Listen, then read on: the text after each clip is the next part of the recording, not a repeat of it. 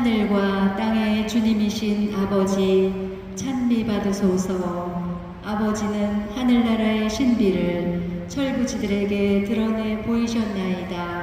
할렐루야. 주님께서 여러분과 함께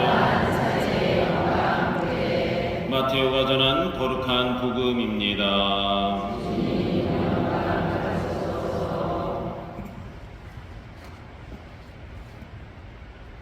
그때 사람들이 어린이들을 예수님께 데리고 와서 그들에게 손을 얹고 기도해 달라고 하였다. 그러자 제자들이 사람들을 꾸짖었다.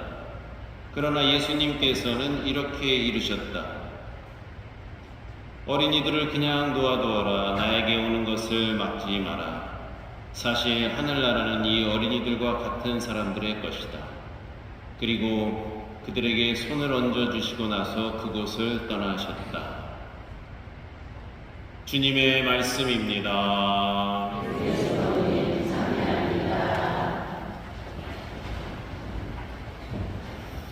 희망의 순례자, 만수일동 공동체 여러분, 우리가 이번 주 내내 에제키엘 예언서를 일독서로 쭉 듣고 있습니다. 그리고 마테오 복음서를 이어가고 있는데요. 마테오 복음서는 오늘 이 어린이들을 그냥 놓아라, 나에게 오는 것을 막지 마라 하고 이 어린이들에게 축복을 주시는 그런 말씀, 그리고 이 어린이들, 하늘나라는 이 어린이와 같은 사람들의 것이다 라는 그런 말씀을 우리에게 들려주십니다. 그렇습니다. 그리고 오늘 이 독서의 말씀은 에제키엘 예언서인데요, 하느님의 정의와 개인의 책임이라고 이렇게 좀 제목을 붙일 수 있을 것 같습니다. 우선 저희가 이남이녀입니다. 이남이녀의 위로 누나가 둘이 있고 제가 셋째이면서 장남이고 제 밑에 남동생이 있고 우리가 넷인데, 어렸을 때 이렇게 보면은 큰 막내하고 큰 누나하고 2년씩 차이가 나는데 약간 좀 갭이 조금 있긴 합니다만, 다 어렸을 때는 고만고만 해갖고 뭘 하다 보면 서로 싸우기도 하고 무슨 좀 다툼이 있기도 하고 그러죠. 그리고 이 넷 중에서 누군가가 하나 잘못을 하면 뒤에 불려가갖고 다 이리 와, 여기 다 무릎 꿇어. 아야, 누나가 그랬단 말이야. 어렸을 때는 누나라는 말도 한참 있다가 배웠어요. 밑에 저희 누나가 언니 그러니까 저도 그냥 언니인가 보구나 그러고 언니 제 동생도 언니 그러다가 국민학교 들어가서 보니까 언니가 아니고 누나라고 부르는 거구나 그래갖고 그렇게 또 했었죠. 그래서 그러면서 한 사람이 잘못하면 또 뒤에 불려가갖고 그냥 옛날에는 파리채로 그냥 누가 잘못했어 그러면 파리채로 방바닥 한번 쩍 때리면 그냥 다 잘못했어 막 이러고 다 이렇게 손 들고 있고 또 싸우고 그러면 빨리 화해해 그러면 얘가 누나가 그랬단 말이야, 서로 언니가 그랬단 말이야 막 이러다가도 파리채 한번 그냥 딱 한번 치면은 미안해 뭐 이러면서 서로 이렇게 하고 그랬던 그 기억들이 있습니다. 사실 어린아이니까 그것도 가능하죠. 조금 크면은 그것도 안 되죠. 요즘은 더 할 텐데. 그래도 이렇게 여럿이 있었으니까 어떤 공동 책임 이런 게 좀 있었어요. 군대에 있을 때도 우리 다 엄마들이 대부분이신데 형제님들도 몇 분 계십니다만, 군대에 있을 때도 누구 새로 신병이 하나 들어와서 2등병 정도 이제 짝대기 하나가 잘 못해요. 그러면 그 짝대기 하나를 병장이 직접 불러갖고 그냥 혼내는 것이 아니라 그 위에나 그 위에쯤 되는 그 병사를 불러갖고 야 신병 똑바로 안 가리켜 이씨 그러면서 이제 그 다른 사람이 혼나는 것이죠. 그러다가 또 이 소대나 중대에 무슨 잘못 잘못된 일이 하나 생겼다 그러면 전병력 연병장으로 집합. 네?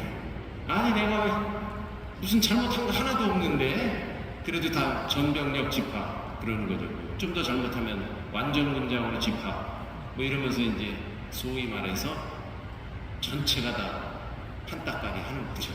그러면 이제 뭐 얼차례 받고 뭐 이런 게 있었습니다. 왜 이런 말씀을 드리냐면 오늘 이 에제키엘 예언서 이 대목 18장을 좀 이야기를 하려고 해요. 이스라엘 전통에 따르면 누군가 죄를 지으면 그 죄는 3대 4대까지 이르게 된다. 탈출기 20장 5절 그리고 34장 7절 그리고 신명기 5장 9절. 이거 볼펜으로 적는 분들을 위해서 한 번 더 불러드려요. 탈출기 20장 5절과 34장 7절 그리고 신명기 5장 9절에 10계명에 관한 이제 10계명을 내리는 그런 과정에서 예수님께서 나는 질투하는 하느님이다, 질투하는 신이다 이렇게 얘기를 합니다. 그러면서 약간 좀 무섭고 경고하는 어조로 이야기를 하시면서 조상들의 죄악을 너희 조상들의 죄악을 3대 4대에 이르기까지 내가 갚을 것이다 이렇게 이야기를 합니다. 나는 잘못도 없는데 무슨 왜 우리 조상님 탓에 왜 이 밑에까지 이렇게 혼을 내신다는 말입니까? 라고 생각이 들 수도 있는데 이 구약성서에서 신명기 또 탈출기에서는 그냥 하느님이 왜 니네 잘못했지? 니네 밑에 3, 4대까지 내가 아주 벌하리라 이런 이야기를 합니다. 이것이 죄에 대한 이스라엘의 기존 가르침이고 교리였던 것이죠. 잘못하면 그냥 줄줄이 밑에까지 다 혼나는 거야 이거였죠. 그러나 우리가 듣는 이 에제키엘은 이러한 가르침을 정면으로 반박합니다. 시대적으로는 물론 이제 탈출기 여기는 이집트 탈출하는 그 시대 배경이고 물론 이제 쓰여진 거는 대부분 성서가 쓰여진 거는 요 바빌론 유배 이후에 많이 이게 정리가 되고 쓰여졌는데 시대는 이집트 탈출 그리고 지금 에제키엘은 어디요? 바빌론 이렇게 양대 산맥이라고 볼 수 있는데 이 바빌론 이때에 와서는 좀 분위기가 틀려요. 그는 조상들의 죄로 벌을 받지 않고 조상들의 복으로 현재를 보장받지 못한다는 개인의 책임을 강조합니다. 그러니까 옛날에는 연대 책임이었는데 지금은 개인의 책임이다 이거예요. 이러한 가르침이 가능할 수 있었던 이유는 에제키엘서의 역사적인 배경을 우리가 좀 알고 있어야 그 배경을 고려해 볼 수 있어야 합니다. 여러 차례 얘기를 했습니다. 이 바빌론 유배라는 것에 대해서. 이스라엘은 이 시대에 가장 큰 역사적 충격을 겪었어요. 에제키엘 시대에. 예루살렘은 이방 민족의 침입을 받았고 이방 민족에 종속되고 이방 민족의 지역으로 끌려갔습니다. 그 이방 민족 지역이 어디예요?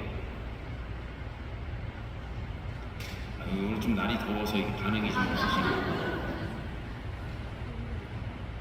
계속 얘기하잖아요. 바빌론. 너무 쉬워서 얘기 안 하신 거죠? 그래서 그렇게 이해하시면 돼요. 이집트 사건이 있어요. 이집트. 다 알아. 이집트는. 모세. 다 아는 얘기예요. 바빌론도 유배라는. 사실 이 바빌론 이 역사가 지금의 이란, 이라크와 이스라엘, 중동의 관계, 지금 전쟁을 하느니 마느니 8월 16일 이 이스라엘 성전이 무너졌던 날 바빌론의 침공으로 그러니까 그 후손들인 이란, 이라크, 시리아 아주 복잡하죠. 지금까지도 복잡하죠. 이게 그런 게 있습니다. 그래서 우리가 다 이해는 하지 못, 뉴스를 봐도 다 이해는 못하지만 만약에 역사를 조금 알게 되면 조금 더 이해의 폭을 넓힐 수 있죠. 자, 이 바빌론의 이 침입을 받았고 이방 민족의 종속이 됐고 지옥으로 끌려갔어요. 그리고 10년 정도 지난 다음에 이스라엘 왕국의 멸망과 예루살렘 성전이 파괴되며 하느님을 모시고 있는 우리가 믿는 이 성전이 파괴됐다. 하느님이 무너지는 그러한 충격적인 사건을 겪었던 것이죠. 이런 체험을 하고 유배지에 끌려가는 사람들이 대다수였는데 기존의 전통을 유지하는 큰 축이었던 다윗 왕조와 성전이 몰락하고 파괴되었어요. 이러한 역사적인 충격은 이스라엘에게 질문을 제기하도록 만들었습니다. 이 몰락과 파괴 그리고 이 유배는 누구의 책임인가? 조상님들이 잘못해서 3대, 4대 이렇게 벌하신다고 그런 하느님은 우리 조상들이 잘못했기 때문에 우리를 이 유배 성전이 다 허물어지고 유배 지역으로 끌려가게 하신 것입니까? 이 고민을 많이 했겠죠. 그리고 이 고민을 하고 나서 사실 성서가 많이 쓰여지고 모아지고 새롭게 기록돼서 탈출기의 그 역사를 다시 회고하게 된 것이죠. 그러니까 이 탈출기도 이 유배 바빌론이라는 경험을 하고 나서 쭉 이어져 나가면서 창세기까지 이렇게 올라가게 됐다고. 사실 지난번에 박형수 신부님이 와서 그런 이야기를 하셨는데 여러분 기억하시는지 모르겠어요. 자, 그렇습니다. 그들이 이 모든 것을 임금과 조상 탓으로 돌렸습니다. 이러한 상황 속에서 에제키엘은 그러나 개인에게 집중합니다. 에제키엘이 개인의 책임을 언급하는 것은 오늘 우리가 들은 이 18장의 처음이 아닙니다. 이미 에제키엘 3장 17절에서 21절 여기에서 예언 수신자의 책임, 예언 너가 그 사람에게 정확히 질책하고 가르쳐야 된다. 근데 그 말을 듣지 않으면 그 사람 잘못이고 그는 죽을 것이다. 그런데 네가 만약에 이 예언을 제대로 전하지 않았으면 그 책임은 너에게 있다 하면서 예언을 똑바로 하고 그 책임이 어디에 있는지 분명하게 이야기를 해주는 부분이 있습니다. 예언하는 이의 책임을 언급을 하는 것이죠. 이 주제가 이제 3장에도 있고 에제키엘 33장에도 언급이 됩니다. 그는 기존의 이 연대 책임, 조상 책임이었던 그런 것을 좀 문제를 제기합니다. 그게 바로 오늘 여기에 얘기가 나오죠. 거기 뭘 먹으니까 이가 셨다 그래요? 예? 포도? 아버지가 신포도를 먹었는데 자식이 이가 시다. 이게 무슨 말이에요?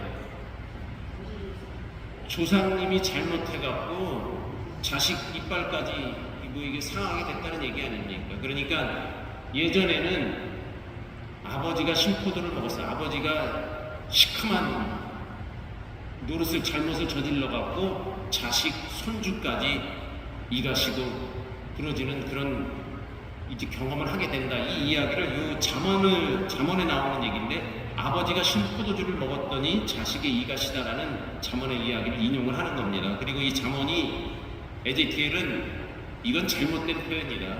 아버지가 신포도를 먹었으면 아버지 이빨만 시지 자식하고 무슨 상관이냐 이 얘기를 하려고 하는 겁니다. 잘못은 아버지가 잘못했으면 아버지로 끝나는 것이고 아들까지 손주까지 이어지지 않는다. 지금 뭐 유배 가서 잘못하고 뭐 이렇게 불행을 겪고 있는 것은 조상 탓을 하면 안 된다 하는 것을 에제키엘은 이야기를 하는 것이죠. 그러나 에제키엘도 그걸 알고 있었죠. 탈출기에 보면 내가 너의 잘못하면 3, 4대까지 벌을 주리라 했던 것을 알고 있었기 때문에 그러나 그 이야기가 아니고 개인의 잘못이다 라는 것을 분명히 이야기하는 것입니다. 이어서 의로운 행위와 악한 행위를 구별하여 3대의 이야기를 꺼냅니다. 오늘 독서 말씀이에요. 의로움을 행하는 아버지, 근데 악행을 저지르는 아들, 의를 행하는 손자, 각자 잘했으면 상을 받고 악행을 저질렀으면 죽는다. 이 이야기를 하고 있습니다.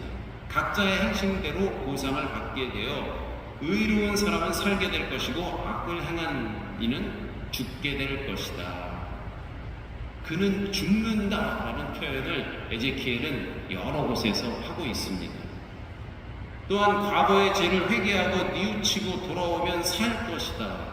과거의 선행이 현재의 구원을 보장하지 못한다. 내가 전에 잘했으니까 지금 조금 잘못해도 이게 다 보상을 받겠지, 이런 거 안 통한다 하는 얘기를 에제키엘은 합니다. 그리고 주님의 길은 공평하지 않다며 개인의 책임에 대한 가르침에 반대하는 사람들에게 윤리적 선택의 중요성이 강조되고 있습니다. 좀 새롭게 이 책임, 죄의 연대성이 아닌 개인의 책임, 이것을 에제키엘은 강조하고 있는 것이죠. 하나님의 정의가 추구하는 것은, 그러나 여기서 이제 마지막에 포인트는 그겁니다. 하나님의 정의가 추구하는 것은 죄인에 대한 처벌이 아니라 그가 회개하여 사는 것이다. 그러므로 에제키엘서는 개인의 책임에 대한 이야기를 마무리하면서 회개를 강조하고 죄악에서 돌아섬을 강조합니다. 모든 죄악에서 돌아선다 하는 것은 바로 새 마음과 새 영을 갖추도록 이끌어준다. 오늘 사실 독서에서 제일 밑줄 쫙 긋고 싶은 것이 새 마음과 새 영. 네가 마음을 회개하고 마음을 딱 고쳐 잡으면 된다. 새 마음, 새 영. 이것을 너를 죽지 않게 한다, 이 말이죠. 개인의 책임이 궁극적으로 강조하는 것은 좌절과 절망의 선포가 아니라 오히려 개인이 옳게 살면 그는 살게 될 것이라는 생명의 가르침입니다. 그러므로 개인의 책임에 대한 강조는 하느님의 시선이 머무는 바로 지금 현재를 잘 살라는 가르침인 것이죠. 이미 유배를 갔어. 지금 다 망했어. 그걸 조상 탓을 하고 우리는 이제 이래도 그만 저래도 그만이고 반성하고 회개해도 이제 조상 탓으로 이 신세를 면하지 못할 거야. 이것이 아니라 너희 후손들이라도 내 자식들이라도 지금 회개하고 새 마음을 갖고 하느님께 돌아오라. 그러면 산다 하는 그것을 강조하는 것이죠. 그렇습니다. 옛날 어린 시절에 그냥 누가 파리채 들고 엄마가 잘했어 잘못했어 똑바로 말해봐, 잘못했어요 용서해 주세요, 그 어린이와 같은 그런 마음으로, 그러면 또 그냥 콧물 눈물 막 질질 흘리면서 이렇게 반성하고, 그러면 엄마가 이렇게 끌어안고 세수 얼굴 씻기고 코 풀고 다 풀고 해갖고 닦아주고 빨리 일어나서 밥 먹어 그러면 좋다고 또 둘러 앉아서 이렇게 밥을 먹고 새 마음, 새 그런 영을, 새 양식을 받은 것처럼 어린이와 같은 그런 마음이 있을 때 우리도 늘 새롭게 변화되고 이렇게 할 수 있지 않나, 이런 생각을 복음 말씀과 함께 에제키엘 예언서의 새 마음 새 영을 함께 묵상해 봅니다. 여러분들도 그냥 안돼 이래서 안돼 저래서 안돼가 아니라 지금 바로 지금 이 현장에서 내가 새롭게 마음을 고쳐가는 것, 바로 어린이와 같은 그러한 마음을 회복하는 것, 바로 오늘 복음과 독서에서 들은 메시지인 것 같습니다.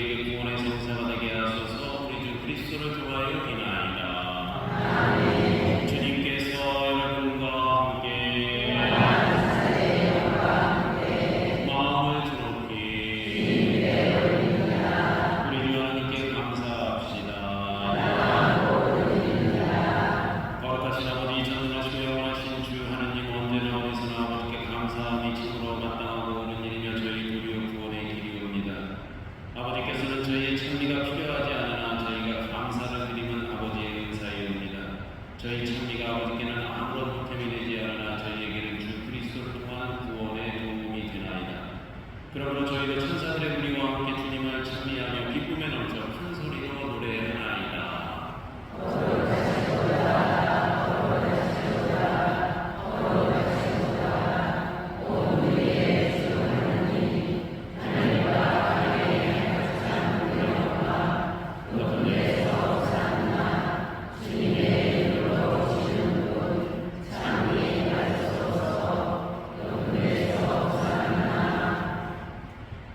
거룩하신 아버지께서는 모든 거룩함의 셈이시옵니다. 간구하오니 성령의 힘으로 이 이름을 거룩하게 하시어 우리 주 예수 그리스도의 몸과 피가 되게 하소서. 스스로 원하신 순환이 다가오자 예수님께서는 빵을 들고 감사를 드리신 다음 쪼개어 제자들에게 주시며 말씀하셨나이다. 너희는 모두 이것을 받아 먹어라. 이는 너희를 위하여 내어줄 내 몸이다.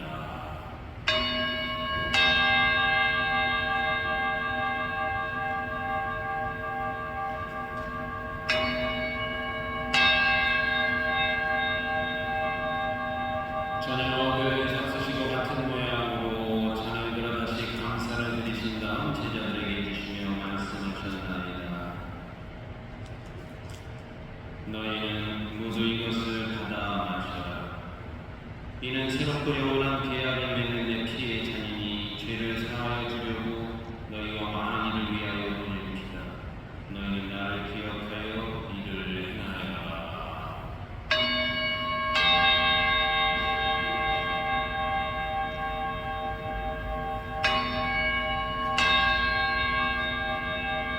신앙의 신이여,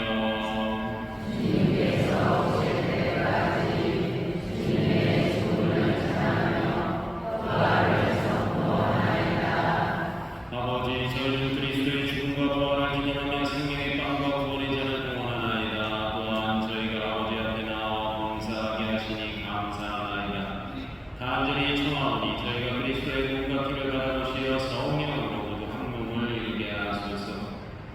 주님, 온 세상에 널리 퍼져 있는 교회를 생각하시어 또한 프란치스코와 저희 주교 요한 세례자와 모든 성직자와 더불어 사랑의 교회를 이루게 하소서.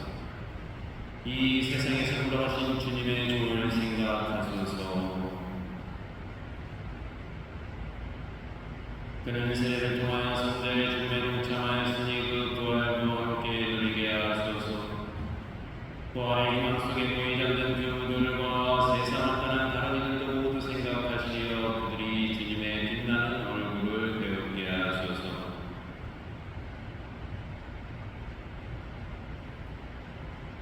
저희로 자비를 베푸시어 영원부터 주님의 사랑을 받는 하나님의 어머니 복되신 동정 마리아와 그 뵙기되신 성요셉과 복된 사도들과 모든 성인과 함께 영원한 삶을 누리며 성자 예수 그리스도를 통하여 아버지를 찬양하게 하소서. 그리스도를 통하여 그리스도와 함께 그리스도 안에서 성령으로 하나 되어 전능하신 천주 성부 모든 영예와 영광을 영원히 받으소서. 하나님의 자녀들 구세주의 분부대로 성가하리니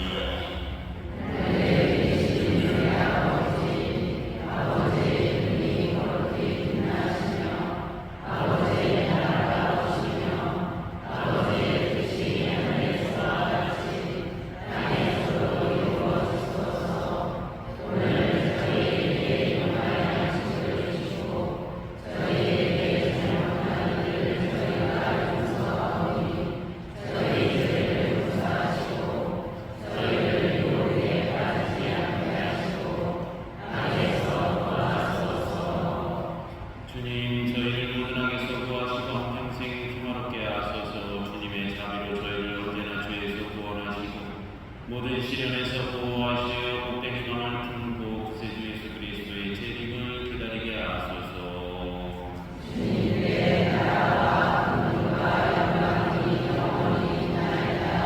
주 예수 그리스도님이 저기 사도들에게 말씀하시길 너희에게 평화를 두고 가면 내 평화를 주노라 하셨으니 저희 죄를 헤아리지 마시고 교회의 믿음을 보시어 주님의 뜻대로 교회를 평화롭게 하시고 하나 주님께서는 영원히 살아계시며 다스리시나이다.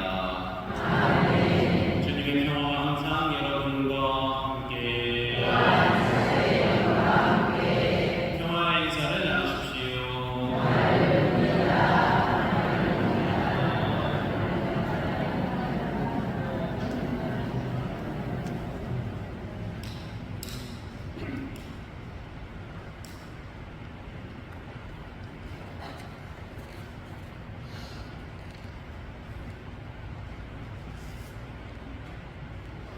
하느님의 어린 양, 세상의 죄를 없애시는 주님, 자비를 베푸소서. 하느님의 어린 양, 세상의 죄를 없애시는 주님, 자비를 베푸소서. 하느님의 어린 양, 세상의 죄를 없애시는 주님, 평화를 주소서.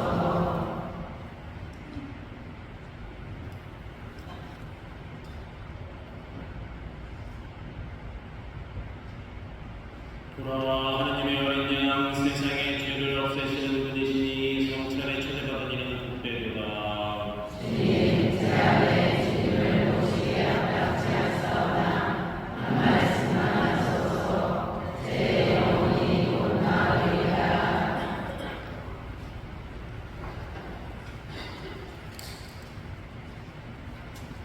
영성체에서 예루살렘아 주님을 찬미하여라. 성체성가 180번입니다.